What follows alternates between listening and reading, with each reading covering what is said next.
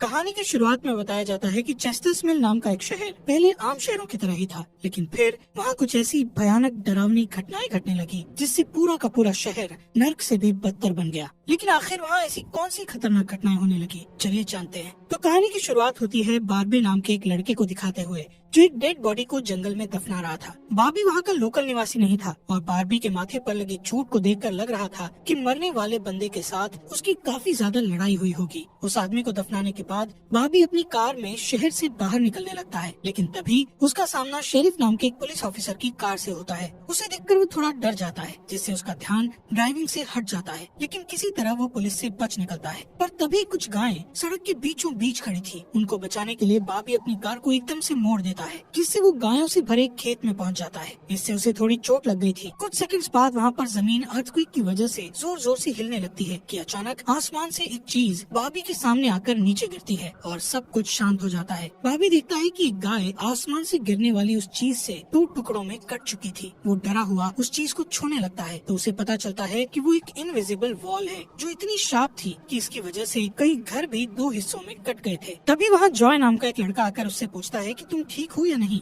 वो भी उस इनविजिबल दीवार को देखकर शॉक्ड रह जाता है। दूसरी तरफ शेरिफ और लिंडा को खबर मिलती है कि उस पूरे टाउन की पावर सप्लाई कट गई है, फोन लाइंस बंद हो गई हैं और इंटरनेट भी काम नहीं कर रहा है। यहाँ तक कि सारे सैटेलाइट कनेक्शंस भी काम करना बंद कर गए थे। तभी शहर के ऊपर से उड़ रहा एक प्लेन उस इनविजिबल वॉल से टकराकर क्रैश हो जाता है, जिसे देखकर लोग और भी ज्यादा घबरा गए थे। और ये बात कंफर्म हो जाती है कि ये सिर्फ एक इनविजिबल दीवार नहीं बल्कि एक राउंड शेप डोम यानी गुम्बद है, जिसने आधे शहर को कवर कर लिया है। वहीं दूसरी साइड हम एक रेडियो स्टेशन पर फिल और उसकी असिस्टेंट डोडी को देखते हैं जो सिग्नल लाने की कोशिश कर रहे थे। वो दोनों थोड़ा कंफ्यूज थे कि अचानक सिग्नल क्यों चला गया। यहाँ पर फिल को लगता है कि ये अच्छा मौका है उनकी रेडियो रेटिंग्स को हाई करने का, इसलिए वो दोनों सिग्नल को ठीक करने में लग जाते हैं। वहीं एक फायर ट्रक डोम की दूसरी तरफ से आ रहा था, जिसे देख बार्बी ट्रक वाले को इस इनविजिबल वॉल की तरफ इशारा करता हुआ उसे रुकवाकर क्रैश होने से बचा लेता है। थोड़ी देर बाद वहाँ इन्वेस्टिगेशन करने के लिए कुछ पुलिस वाले आते हैं, पर इस इनविजिबल डोम को समझना उनकी बस की बात नहीं थी। उसी समय वहाँ पर एक शहर का काउंसिलमैन जिसका नाम बिग जिम था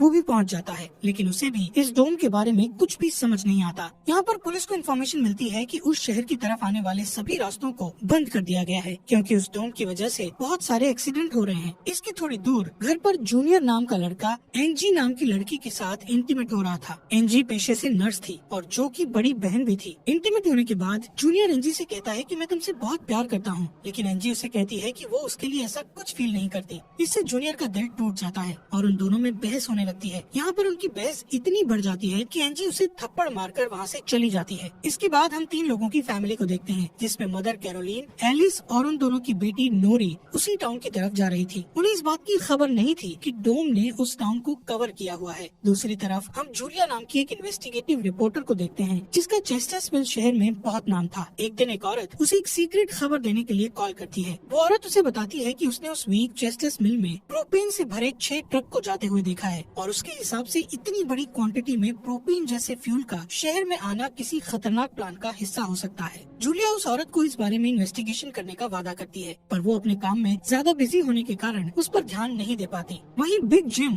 रेडियो स्टेशन जाकर इमरजेंसी की अनाउंसमेंट करता है। कैरोलीन जो एलिस और नॉरी के साथ शहर में आ रही थी ये अनाउंसमेंट सुन लेती है, पर उन्हें लगता है कि ये किसी तरह का एडवर्टाइजमेंट है, इसलिए वो इस अनाउंसमेंट पर ध्यान नहीं देती और उनकी कार डोम से टकराते टकराते बचती है, क्योंकि उससे पहले दूसरी तरफ से आ रहा एक ट्रक डोम से टकराकर क्रैश हो जाता है, जिसे देखकर वो तुरंत अपनी कार की ब्रेक लगा देती है। इतने बड़े इंसिडेंट को देखकर नॉरी के दौरे पड़ने लगते हैं, जिससे वो बेहोश हो जाती है, लेकिन बेहोश होने से पहले वो किसी पिंक स्टार के बारे में कहती है। अब यहाँ से नॉरी को जल्दी से हॉस्पिटल में ले जाया जाता है, जो कि टाउन में होने वाली घटनाओं से घायल हुए लोगों से भरा पड़ा था। वहीं जूलिया और बार्बी घायल हुए लोगों को हॉस्पिटल ला रहे थे। इसी हॉस्पिटल में जूलिया का हस्बैंड भी डॉक्टर था। वो उससे मिलने जाती है, लेकिन उस वक्त उसका हस्बैंड हॉस्पिटल में नहीं था। हॉस्पिटल में जूलिया को पता चलता है कि उसका हस्बैंड संडे को कभी काम नहीं करता था, पर वो जूलिया को हमेशा झूठ बोलता आ रहा था। हॉस्पिटल के बाहर हम बार्बी और एंजी को मिलते हुए देखते हैं। दोनों को साथ देखकर जूनियर के अंदर एक अलग सी जलन पैदा होती है। वहीं अब टाउन के बॉर्डर्स को सैनिकों द्वारा सील कर दिया जाता है।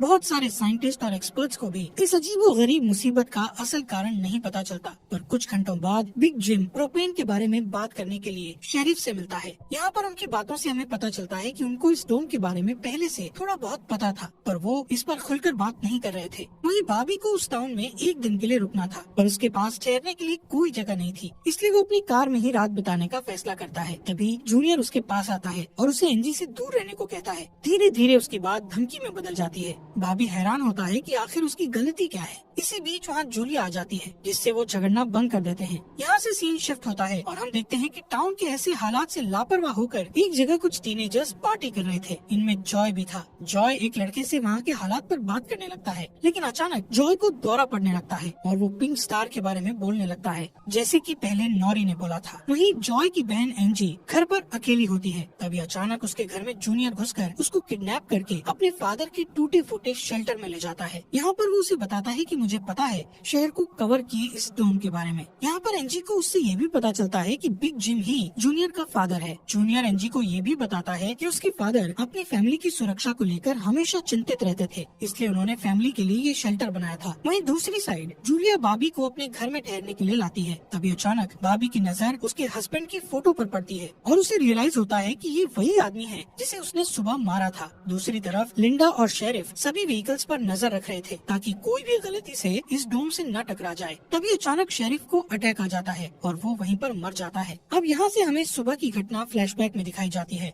जहाँ बाबी टाउन में जूलिया के हस्बैंड जो डॉक्टर थे उनसे मिलने आया था। वो उनसे कुछ पेमेंट की बात करता है, पर डॉक्टर उसे पेमेंट देने से इनकार कर देता है, जिस वजह से उन दोनों में झगड़ा हो जाता है और एक्सीडेंटली बाबी उसे गोली मार देता है। बाबी जानता था कि भले ही उसने उसे गलती से मारा है, पर उसे इसकी सजा मिलेगी और इससे बचने के लिए उसने उसकी बॉडी को जंगल में दफना दिया। वहीं प्रेजेंट में सुबह उठकर बारबी देखता है कि उसके गले की चेन गायब है, तो वो जूलिया से इसके बारे में पूछता है। जूलिया उससे कहती है कि वो उसकी चेन को ढूंढकर उसे दे देगी, पर तभी बाबी को याद आता है कि वो चेन उस केबिन में ही गिर गया था जहाँ उसने उसके पति को मारा था। उधर जॉय अपने फ्रेंड बेन के साथ था, जिसने पिछली रात सीजर के वक्त उसकी मदद की थी। बेन जॉय से पिंक स्टार के बारे में पूछता है, जो उसने रात को दौरा पड़ते वक्त कहा था, लेकिन जॉय को उसके बारे में कुछ भी याद नहीं आ रहा था। वहीं रेडियो स्टेशन में डोडी एक स्पेशल डिवाइस की मदद से डोम के बाहर वाले लोगों से कांटेक्ट करने में सक्सेसफुल हो जाती है। वो सोल्जर्स को आपस में बात करते हुए सुन सकती थी, पर वो उनसे कुछ नहीं कहती। वहाँ सोल्जर्स भी कंफ्यूज थे कि आखिर ये इनविजिबल वॉल क्या है। दूसरी तरफ बिग जिम रेस्टोरेंट में बैठा ब्रेकफास्ट कर रहा होता है कि लिंडा वहाँ आकर उसे शेरिफ के मरने की खबर सुनाती है, जिससे वो लोग तुरंत बंकर में डेड बॉडीज को दफनाने वाले के पास जाते हैं, जिसका नाम लेस्टर था। उधर एंजी शेल्टर में किसी को मदद के लिए बुलाने की पूरी कोशिश करती है, पर वो कामयाब नहीं होती। तभी जॉय वहाँ आता है और उसे चेन के जरिए बेड से बांध देता है। वहीं बिग जिम लेस्टर को अपने साथ लेकर आता है, जो कि शेरिफ का ही दोस्त था। शेरिफ की मौत से वो बहुत दुखी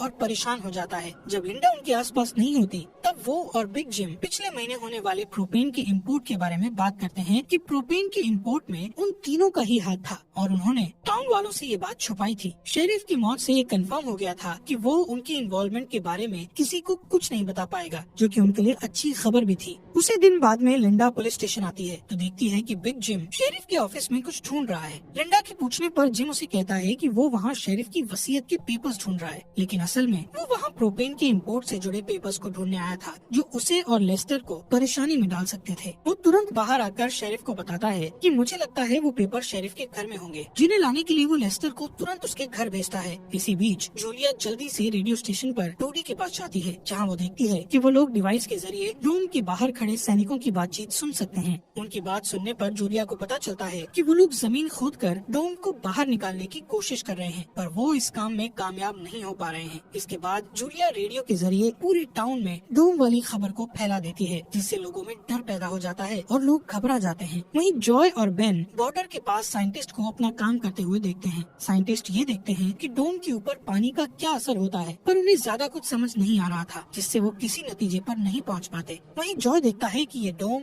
एक छलनी की तरह है। वो बेन से बताता है कि इस डोम में से बिल्कुल मामूली सा पानी आर पार जा सकता है। दूसरी ओर बारबी अपनी चेन ढूंढने जूलिया के हस्बैंड डॉक्टर के केबिन में जाता है। वहाँ उसे उसका चेन मिल जाता है, पर तभी जूनियर वहाँ आकर उसे देख लेता है। जूनियर उससे पूछता है कि क्या तुम एंजी के साथ सोए थे। यहाँ पर बारबी को लगता है कि शायद उसने उसे चेन ढूंढते हुए देख लिया है और इसीलिए वो जूनियर को ऐसे ही वहाँ से जाने नहीं दे सकता था, इसलिए वो जूनियर को बहुत बुरी तरह से पीटने लगता है। वहीं हम देखते हैं कि लेस्टर शेरिफ के घर पहुंचकर प्रोपेन इंपोर्ट के पेपर्स को ढूंढने लगता है। कुछ टाइम बाद उसे वो पेपर्स ड्रॉवर में मिल जाते हैं, तभी वो उन्हें जला देता है। जब वो वहाँ से जाने लगता है तो उसका पैर लगने से पेपर्स की आग घर की पर्दों पर लग जाती है, जिससे आग की लपटें पूरे घर में फैल जाती हैं और पूरा घर जलने लगता है, जिसे देखकर जल्दी ही बहुत सारे लोग जमा हो जाते हैं और आग बुझाने की कोशिश करते हैं, पर फायर ट्रक के बिना आग बुझाना नामुमकिन था। अगर वो लोग घर को जलने देते तो डोम के अंदर का टेम्परेचर बहुत बढ़ जाता, जिससे लोगों की जानें भी जा सकती थी, इसलिए सब मिलकर आग बुझाने में लग जाते हैं। बाबी लोगों को आग बुझाने में लीड करता है।